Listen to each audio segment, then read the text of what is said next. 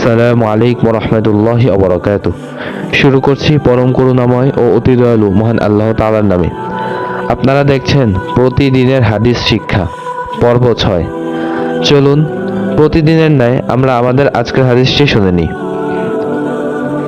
عن سفيان بن عبد الله رضي الله تعالى عنه قال قلت يا رسول الله حدثني بأمر أعتصم به قال قل ربي الله ثم استقم قلت يا رسول الله ما أخوف ما تخاف علي فأخذ بلسان نفسه ثم قال هذا।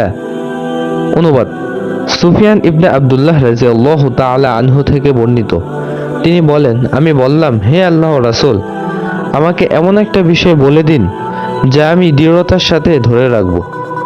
তিনি বললেন, বলো, আল্লাহই আমার প্রভু পরিচালক এবং এর উপর দৃঢ়ভাবে প্রতিষ্ঠিত থাকো।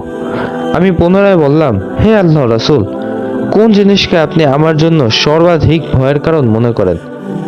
তিনি নিজ জিহ্বা স্পর্শ করে বললেন এটি। আজকের মতো এখানেই শেষ করছি। আসসালামু আলাইকুম ওয়া রাহমাতুল্লাহি ওয়া বারাকাতুহু।